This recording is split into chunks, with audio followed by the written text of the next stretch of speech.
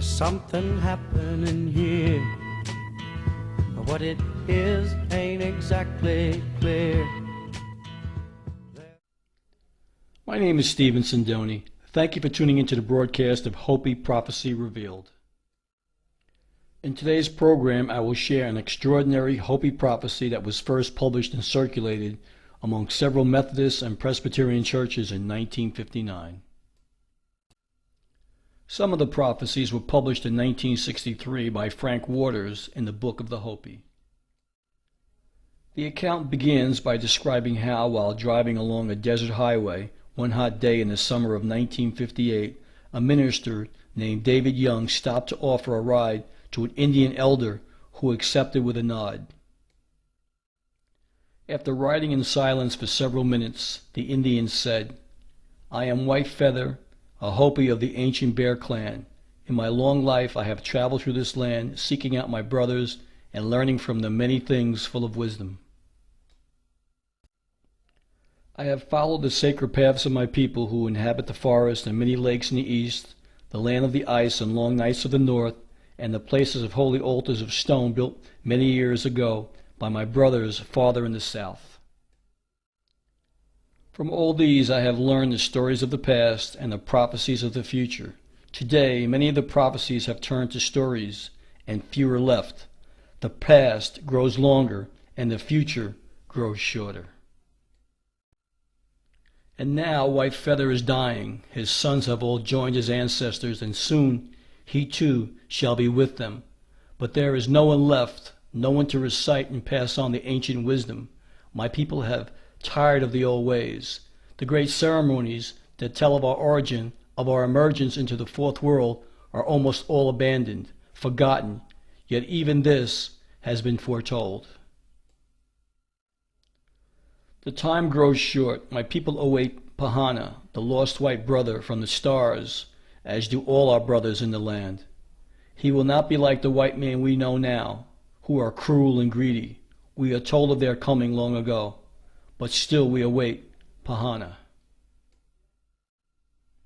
He will bring with him the symbols and the missing piece of that sacred tablet, now kept by the elders, given to them when he left, that shall identify him as our true white brother. The fourth world shall end soon, and the fifth world will begin. This the elders everywhere know. The signs over many years have been fulfilled, and so few are left. This is the first sign. We are told of the coming of the white-skinned men, like Pahana, but not living like Pahana men, who took the land that was not theirs, and men who struck their enemies with thunder. This is the second sign. Our lands will see the coming of spinning wheels filled with voices. In his youth my father saw this prophecy come true with his eyes, the white men bringing their families in wagons across the prairies. This is the third sign. A strange beast like a buffalo, but with great long horns, will overrun the land in large numbers. These White Feather saw with his eyes, the coming of the white men's cattle. This is the fourth sign. The land will be crossed by snakes of iron. This is the fifth sign. The land shall be crisscrossed by a giant spider's web. This is the sixth sign. The land shall be crisscrossed with rivers of stone that make pictures in the sun. This is the seventh sign. You will hear of the sea turning black and many living things dying because of it. This is the eighth sign. You will see many youth who wear their hair long like my people come and join the tribal nations to learn their ways of wisdom. And this is the ninth sign and last sign. You will hear of a dwelling place in the heavens above the earth that shall fall with a great crash. It will appear as a blue star. Very soon after this, the ceremonies of my people will cease. These are the signs that great destruction is coming. The world shall rock to and fro. The white man will battle against other people in other lands. With those who possess the first light of wisdom, there will be many columns of smoke and fire, such as White Feather has seen the white man make in the deserts not far from here. Only those which come will cause disease and a great dying. Many of my people, understanding the prophecies, shall be safe. Those who stay and live in the places of my people also shall be safe.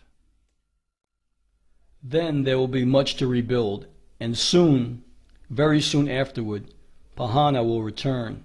He shall plant the seeds of his wisdom in their hearts. Even now the seeds are being planted.